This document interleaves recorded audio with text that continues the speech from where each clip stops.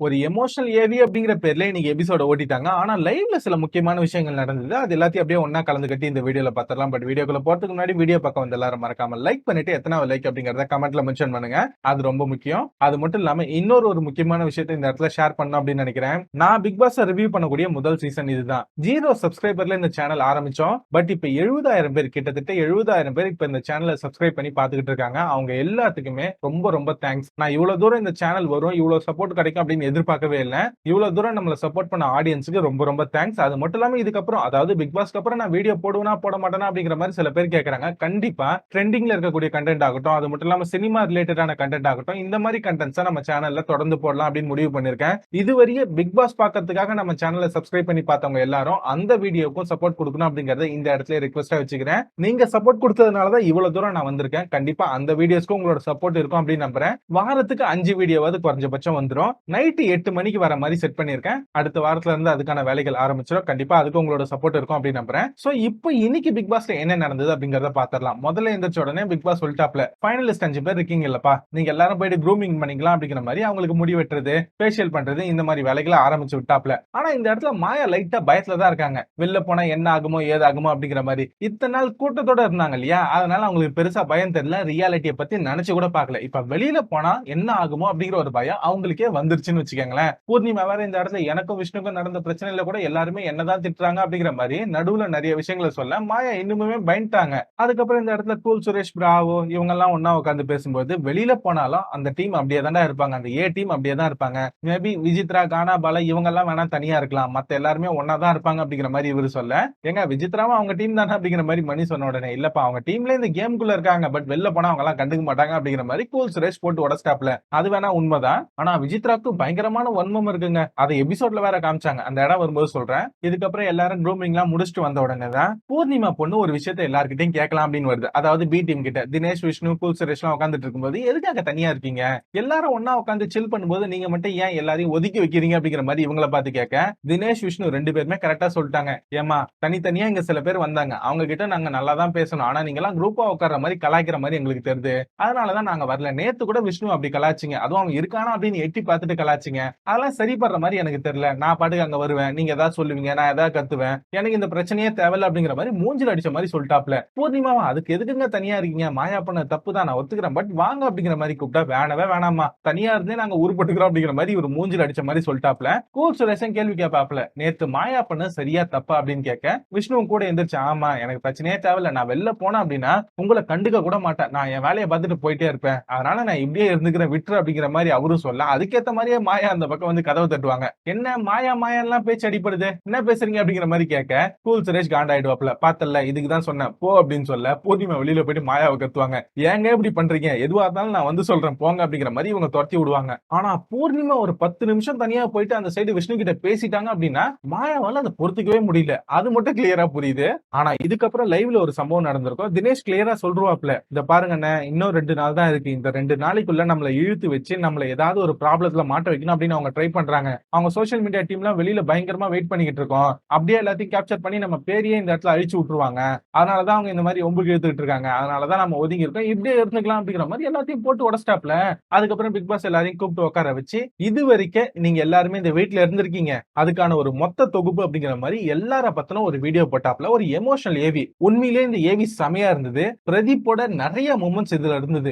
உண்மையிலே பிரதீப் காமிக்கும் போதுலாம் அங்க இருந்து நிறைய பேரோட முகத்தை நீங்க பார்க்கணுமே, அதுவும் எஸ்பெஷலி புள்ளிகாங்கோட முகத்தெல்லாம் நீங்க பார்க்கணுமே, ஒரு மரண பயம். வெளில போயிட்டு வந்தவங்களுக்கு எல்லாம் இப்பதான் தெரிஞ்சு தப்பு பண்ணிட்டோமோ அப்படின்ட்டு மாயா அப்படியே அலண்டு போய் உட்காந்துட்டு இருக்காங்க. அதை அழகா ஒரு இடத்துல காமிச்சிட்டாங்க. சோ இந்த ஏவி முடிச்ச உடனே எல்லாருமே எமோஷனல் ஆயிட்டாங்க. ஆஹா இந்த அளவுக்கு இந்த வீட்டுக்குள்ள பண்ணிருக்கோமா அப்படின்ட்டு. ரவீனா பொண்ணு மட்டும் இந்த இடத்துல ஒரு வார்த்தை சொல்லியிருக்கோம், எபிசோட்ல கட் பண்ணிட்டாங்க. பிரதீப் இந்த இடத்துல கலங்கி அழகெல்லாம் பார்க்கும்போது ரொம்ப கஷ்டமா இருக்கு அப்படிங்கிற மாதிரி இப்ப சொல்லுது இந்த பொண்ணு. உரிமை குரல் தூங்கும் போது இதை சொல்லியிருக்கணும். அந்த இடத்துல அவனை அழகா போட்டு கொடுத்து ஒரு பொய் அலிகேஷனை வச்சு வெளில அமிச்சிட்டு இப்போ வந்து அழுதுகிட்டு இருக்கு, ஏன்னா வெளில போயிட்டு வந்தது இல்லையா, அதனால. சோ இந்த மாதிரி எல்லாருமே அழுது ஒருத்தரை சமாதானப்படுத்திட்டு இருப்பாங்க. இதுலயும் யார் காமெடி அப்படின்னா விசித்ரா தான். அர்ச்சனா வந்து மேம் மன்னிச்சிருங்க, எனக்கு உங்களோட ஆசீர்வாதம் வேணும் அப்படிங்கிற மாதிரி கால்ல விழ, அதெல்லாம் வேணாம் வேணாம் அப்படின்னு சொல்லிட்டு கடைசியா வெளில போனதுக்கு அப்புறம் வந்து பேசு, நிறைய பேசணும் அப்படிங்கிற மாதிரி சொல்றாங்க. இன்னமும் அவங்களுக்கு அவங்க பண்ணது தப்பு அப்படின்னு புரியல.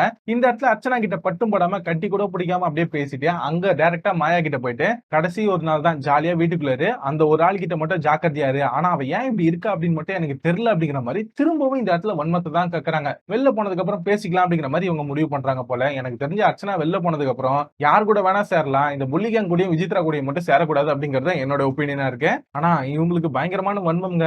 இன்ஃபேக்ட் இவங்க இவ்வளவு நாள் உள்ள இருந்ததுக்கு ஒரு முக்கியமான காரணமே பிரதீப்பும் அர்ச்சனாவும் தான். அது விசித்ராக்கு புரியுதா இல்லையா அப்படின்னு தெரியல. அதுக்கப்புறம் பூர்ணிமா பயங்கரமா எழுதாங்க, மாயா சமாதானப்படுத்திட்டு இருந்தாங்க. எல்லாருமே இந்த இடத்துல எமோஷனல் ஆயிட்டாங்க. கூல் சுரேஷம் பயங்கர எமோஷனல் ஆயிட்டாப்ல.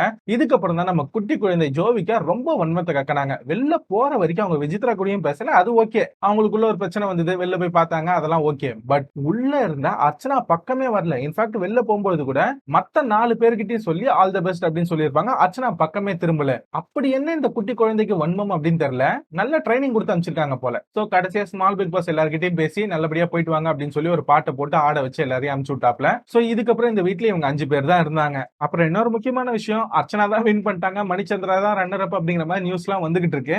ஆல்மோஸ்ட் எல்லா பெரிய பேஜ்லயும் அதை போட்டாங்க. இருந்தாலுமே நாளைக்கு தான் ஷூட் நடக்க போகுது அப்படிங்கறதுனால நம்ம இந்த மாதிரி சொல்றதுனாலே இவங்க ஏதாவது கிறுக்குத்தனமா மாத்திட்டாங்கன்னு வச்சுக்கோங்களேன், நம்மளால ஒண்ணும் பண்ண முடியாது. இருந்தாலுமே இந்த இடத்துல அர்ச்சனாக்கு இருக்கக்கூடிய ஓட்டிங் அப்படிங்கிறது ரொம்ப அதிகம். சோ அதனால மேக்ஸிமம் அவங்க வின் பண்றதுக்கு தான் வாய்ப்பு இருக்கு. ரெட் கார்டு தூக்காத ஒரு ஆள் வின் பண்ணணும் அப்படின்னு நினைச்சோம், அது நடந்துரும், அதுல டவுட்டே வேணாம். ஆனா மாயாக்கு ரன்னர் அப் கூட கிடைக்கலன்னு வச்சுக்கோங்களேன், அவங்களோட ரியாக்ஷனும் அவங்களோட புள்ளி கேங்கோட ரியாக்ஷனும் எப்படி இருக்கும் அப்படிங்கறத பாக்கிறதுக்கு தான் நான் ரொம்ப அவளா வெயிட் பண்றேன். இன்ஃபேக்ட் டைட்டில் அர்ச்சனா கொடுக்கும்போது மாயாவோட ஃபேஸ கண்டிப்பா நம்ம எடிட்டர் ஜூம் வைப்பாப்ல, அப்ப பார்க்கலாம் அந்த மூஞ்சி எந்த அளவுக்கு பத்தி எரியுது அப்படிங்கறத. உங்களோட ஒப்பீனியன் என்ன அப்படிங்கறத மறக்காம கமெண்ட்ல போடுங்க. அதுக்கப்புறம் பிக் பாஸ் இவங்க 5 பேர்த்த கூப்பிட்டு பெருசா ஒரு புக்கு கொண்டு வந்து இறக்குனாப்ல. இந்த வீட்ல நீங்க நடந்த எல்லா விஷயத்தையும் போட்டோவா பாத்துட்டீங்க, வீடியோவா பாத்துட்டீங்க, இப்போ உங்களுக்கு பிடிச்சது என்ன, எப்படி ஃபீல் பண்ணீங்க அப்படிங்கறத இந்த புக்ல எழுதுங்க அப்படின்னு சொல்ல 5 பேரும் எழுதி முடிச்சாங்க. அதுக்கப்புறம் 24/7 லைவ் பாப்பாங்க இல்லையா, அவங்க எல்லாத்துக்குமே இதுக்கு மேல அது வராது, பார்த்தவங்களுக்கு எல்லாம் நன்றி அப்படின்னு சொல்லி ஒரு ஃபைனல் நோட்டை சொல்லுங்க அப்படின்னு சொல்ல எல்லாருமே அதை சொல்லி முடிச்சாங்க. இதுல தினேஷ் சொன்னது எனக்கு பிடிச்சிருந்தது. ஆக்சுவலா 24/7 சில பேர் தான் பாப்பாங்க, பட் அவங்களால மட்டும்தான் நிறைய உண்மைகள் வெளியில வந்திருக்கு, அவங்க தான் நிறைய விஷயத்தை எல்லார்கிட்டையும் எடுத்துட்டு போய் கொடுத்திருக்காங்க அப்படிங்கறத நான் ரொம்ப ஸ்ட்ராங்கா நம்புறேன். அதுக்கு எல்லாருக்கும் தேங்க்ஸ் அப்படின்னு சொல்லியிருப்பாப்ல. ஆக்சுவலா அது உண்மைதான். எனக்கு தெரிஞ்சு இந்த சீசன் மட்டும் 24/7 இல்லன்னு வச்சுக்கோங்களேன், பிரதீப பொம்பளை பொறிக்க அப்படிங்கிற மாதிரி தான் இன்னைய வரைக்கும் நிறைய பேர் சொல்லிட்டு இருப்பாங்க. 24/7 இருந்ததுனால மட்டும்தான் பிரதீப் பக்கம் இருந்த நியாயம் இப்ப எல்லாருக்கும் தெரிஞ்சிருக்கு. இன்ஃபேக்ட் இந்த வாட்டி ரிவ்யூவர்ஸ் எல்லாருமே கரெக்டா வேலை பார்த்தாங்க. நான் என்ன மட்டும் சேர்த்துக்கல, எல்லா ரிவ்யூவர்ஸுமே சேர்த்துக்கிறேன். 24/7 லைவ் பார்த்தாங்க, அதுல யார் தப்பு பண்றாங்க யாரு தப்பு பண்ணல அப்படிங்கிற மாதிரி கரெக்டா நோட் பண்ணி அதை அவங்களோட வீடியோல சொல்லிட்டாங்க. சோ அப்படி உண்மையா ரிவ்யூ பண்ண எல்லா ரிவ்யூவர்ஸ்க்குமே நாம இந்த இடத்துல வாழ்த்துக்களை சொல்லிக்கலாம். ஏன்னா நமக்குலாம் வெளில இருந்து யாரும் சொல்ல மாட்டாங்க. ஏன்னா கமல் சாரே நம்மள கலாச்சு விட்டுருவாரு, நம்மளே நமக்கு சொல்லிக்கிட்டா தான் உண்டு. சோ நாமளே நம்மளுக்கு சொல்லிக்கலாமே, என்ன தப்பாயிட போகுது. சோ இதோட தான் இன்னைக்கு எபிசோட் முடிஞ்சது.